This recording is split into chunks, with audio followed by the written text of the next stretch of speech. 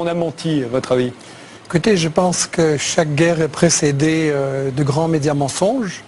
Et il faut, je pense, qui dans cette salle peut prétendre savoir tout ce qui se passe maintenant en Libye et avoir les preuves de tout ce qu'on nous a avancé.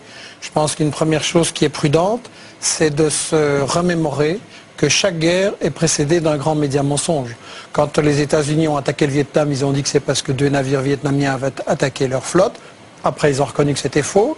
Quand on a attaqué l'Irak, on a dit que c'est parce qu'il avait des armes de destruction massive, qu'il était complice d'Al-Qaïda, ou toutes sortes de choses qui se sont avérées fausses. Quand on a attaqué la Yougoslavie, on a dit que c'est parce qu'il y avait un génocide au Kosovo. Un an après, j'ai eu un débat avec le secrétaire général, le porte-parole de l'OTAN, il a dit « Ah non, non, on n'a pas dit ça, c'était faux ». L'Afghanistan, on nous a dit que c'est parce qu'ils étaient responsables du 11 septembre. À chaque guerre, il y a un média mensonge. Après, on sait que c'est faux, mais le mal est fait. Et on sait aussi que ce sont des guerres qui poursuivent en fait d'autres objectifs et qui vont tuer beaucoup plus de gens que ce qu'on nous a dit. Je pense que ce serait important de prendre du recul, comme on vient de le faire, de remettre ça dans un contexte.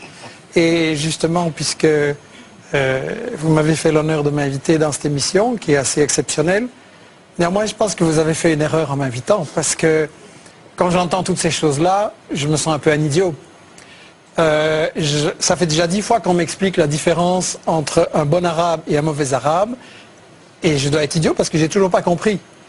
Quel est le critère pour l'Europe, pour les États-Unis, pour distinguer le bon arabe et le mauvais arabe? Si on songe naïvement, par exemple, c'est là où on organise des élections. Alors dans le monde arabe, il n'y en a pas beaucoup, effectivement, mais il y en a eu une, c'était en Palestine. Et qu'est-ce qu'on a fait? Le Hamas a eu 56%. Le cher président palestinien non élu ou pas réélu, qui est l'ami de l'Europe et des États-Unis, qu'est-ce qu'il a fait? Il a destitué le Premier ministre qui avait 56% et il a nommé un type qui en avait 2%. Alors là, on se dit, bon, ça c'est un mauvais arabe, il ne respecte pas les élections. Non, c'est lui le bon arabe, et ceux qu'on a bombardés, c'est les Palestiniens parce qu'ils avaient mal voté.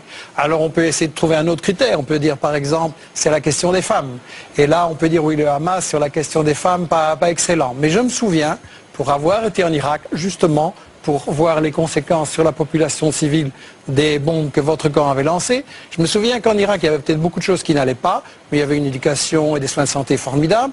Et j'ai vu des femmes dans des ministères qui commandaient à des hommes et tout le monde trouvait ça normal. Comparé maintenant, donc, je me suis dit, ça c'est des bons arabes. Non.